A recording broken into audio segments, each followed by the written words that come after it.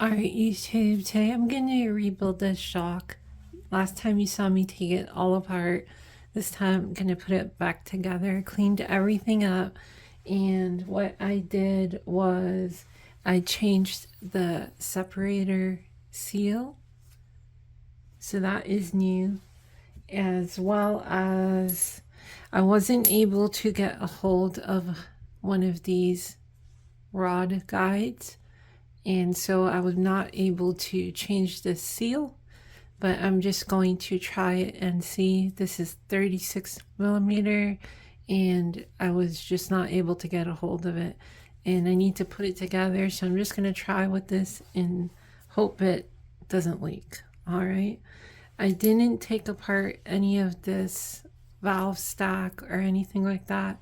Not this time. We're just going to put it together, see if it works, and then I'm more familiar with how everything comes apart. It's been fairly easy so far. So that's what I'm gonna do, but for sure this one is a new seal. So let's do this first. I cleaned everything out, and everything is dried out. I got my shock tube, I got the separator piston, I got the shaft and valve stack and the seal already there. I got my 2 snap rings. Okay, I got a new wear band. This is a new wear band. Okay, and what else? I got the shock oil. So that is the Bilstein shock oil.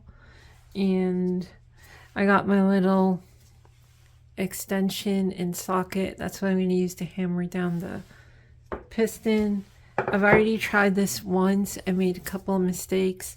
So let's see if I can do this one a little more cleaner. So, all right.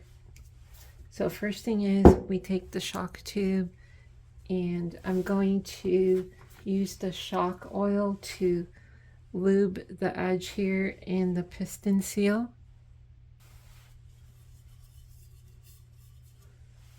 As well as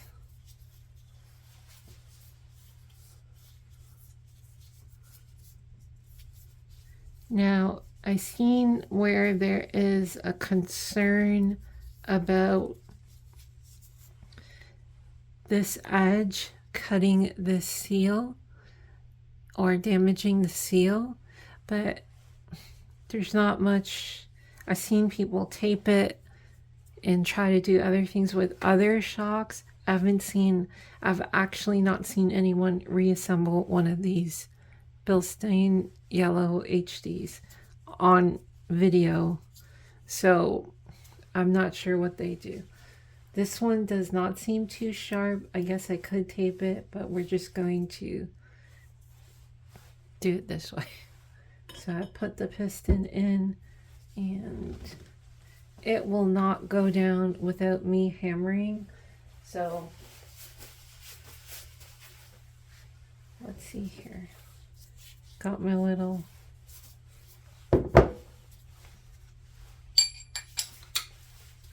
socket. It's all taped up on the end.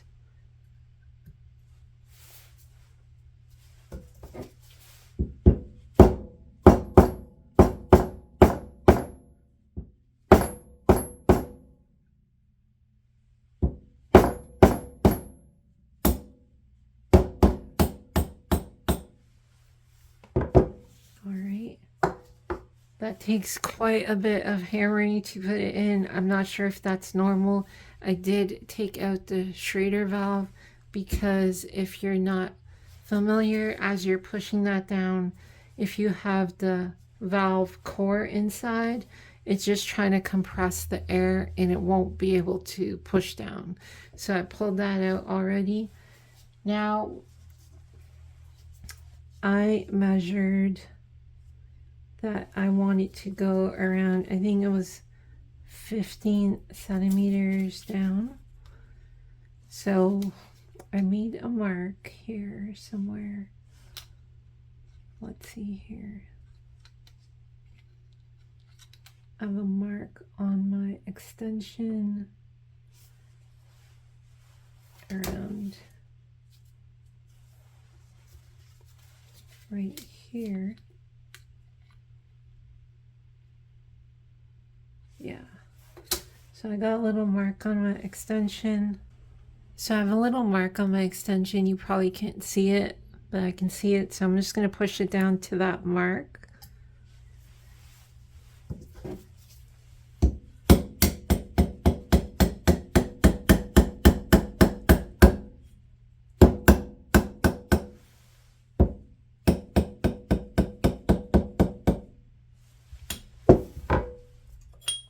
Alright, so I've pushed the separator down, and this ruler I did, it's kind of dirty, but cleaned it up. So I'm just going to push it down a little bit more.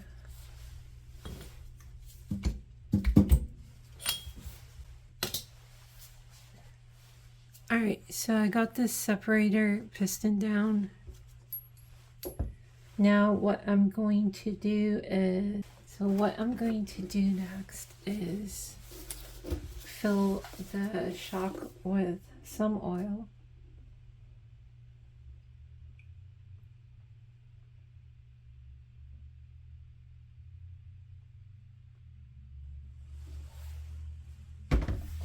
And I just put it to the second clip.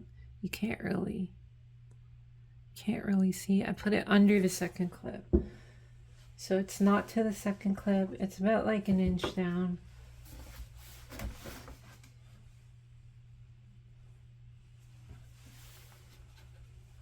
Okay, so let's see here. All right, so now I take this wear band and wrap it around the piston, and you have the two open ends like that. So I'm just gonna push those down. Oh, it's a little tricky. All right.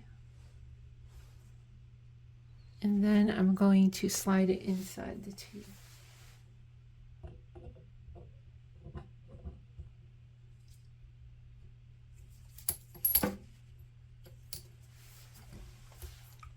So the wear band is in there with the piston, and just wiggle this down.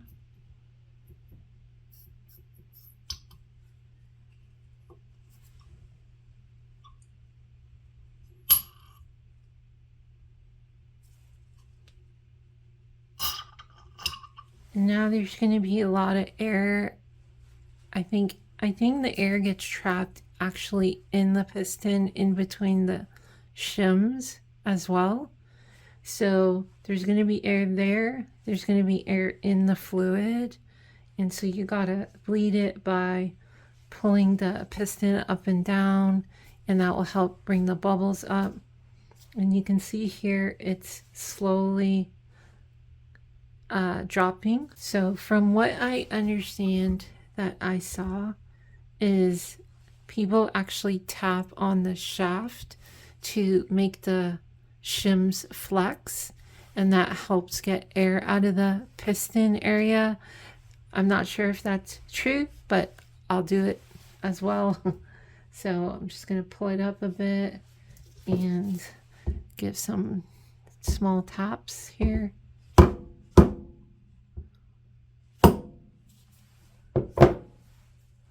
See, I'm scared when I do that, it pushes the separator piston down, but you know.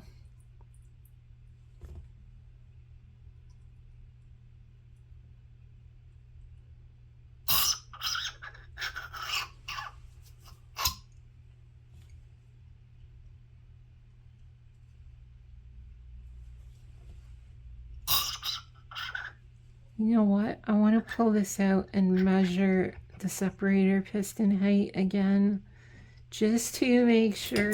Oh, there goes my wear band. So just to make sure. See, it's moved down about like a half centimeter just from dropping the piston in. The mistake I made before was, see, I thought I could compress this piston a bit by putting some air in there. So I put about 5 psi, and that ended up kind of shooting the piston and the oil out.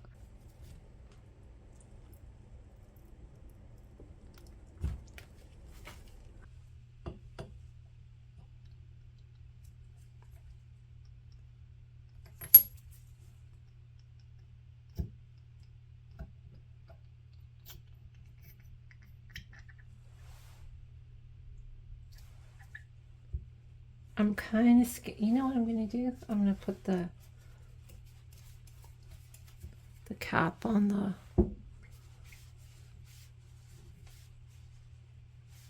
Alright, so that's another mistake I made now. With the piston there, I should have put the cap on, and that would have helped resist it from being pushed down a bit. So I think it should be good now because there's a bit of air trap there that will help stop the piston from just slipping down. So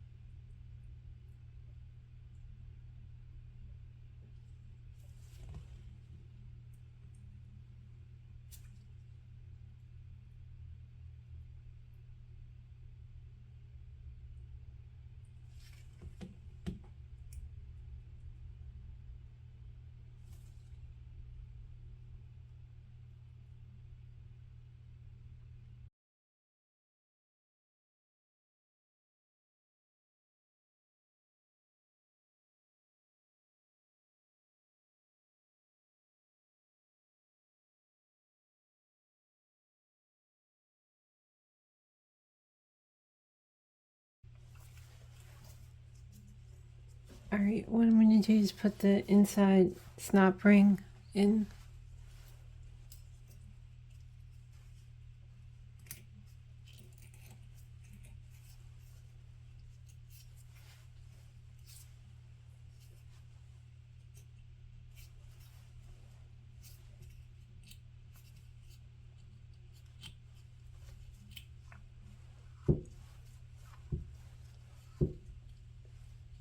I don't know what the purpose of the inside ring is.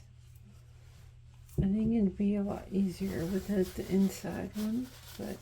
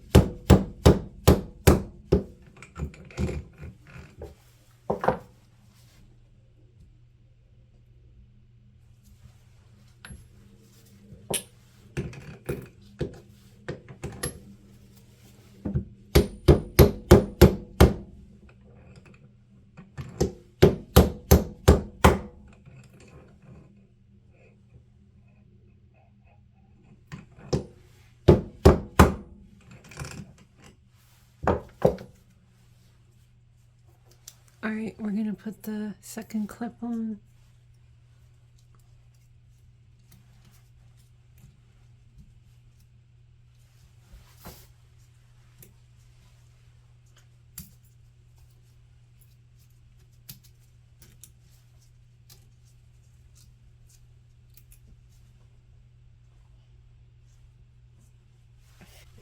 All right, we're going to put the Schrader valve in.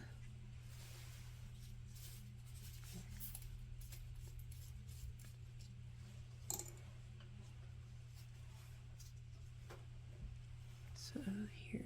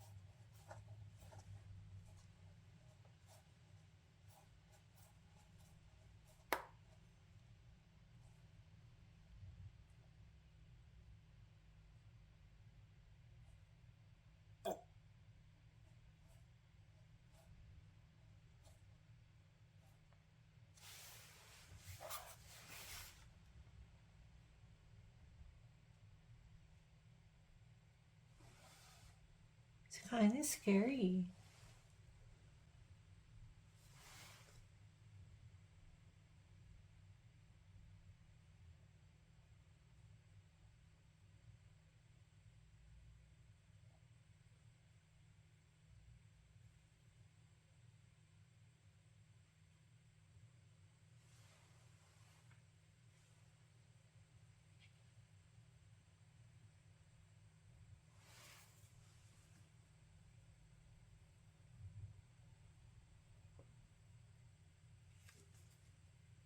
All right, so we'll leave it at 150 for now. And so I just unscrew this.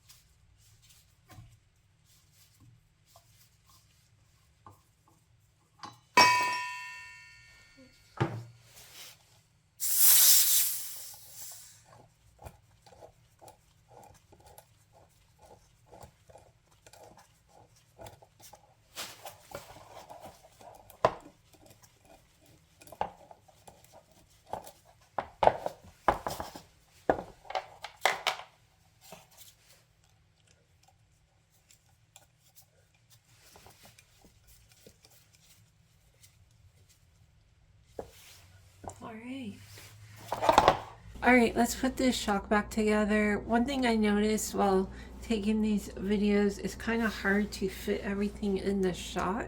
But it's a learning experience and we'll try to get it better next time, especially the lighting for this one, because there's a lot of little pieces and I want to show you, but whatever, we'll figure it out.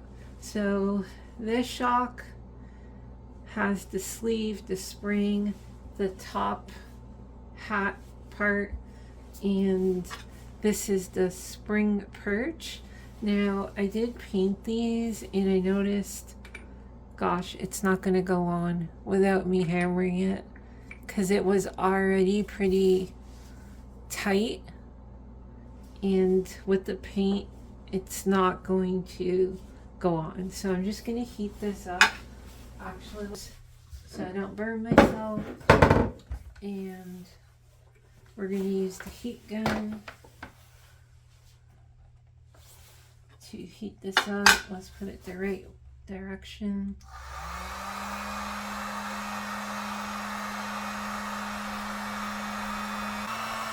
Just going to heat it up so it expands a bit and drops on. hopefully.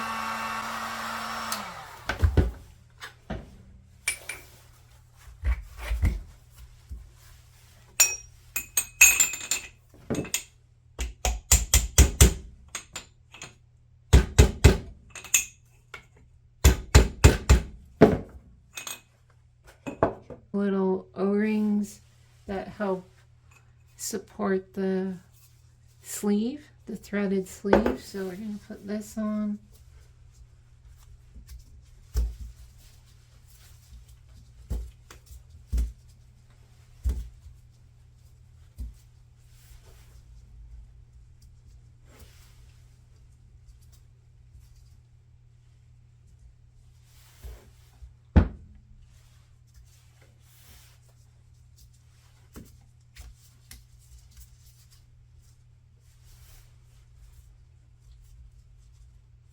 Alright, so this is the sleeve. It's kind of loose. Before, what I would do is I would put some tape around the O-rings, and that would help snug this up. But I'm going to leave it for now because I'm not sure if I'll be taking these shocks apart, which I probably will. I'm probably sure I screwed up something, but we'll try it out and see. And if I tape it up, it'll just become a big mess. So the next thing is these are the threaded rings, the adjusters to adjust the height.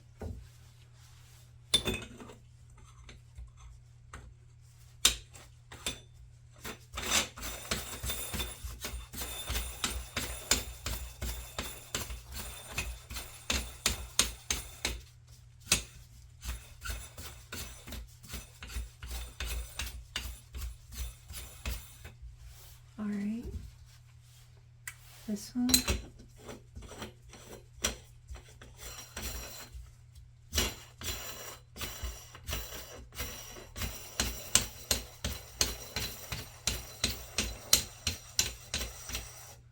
All right, and what's next?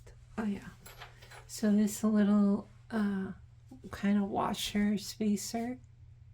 So that goes on here. Like that. I don't know if you can see that. Yeah, you can see that. So that goes on. Then alright, so what's next is the little bump stop. Alright, so what's next is the little bump stop, bump rubber. So that goes on. Then we put the spring on. And then this little spacer. No, this little spacer right here.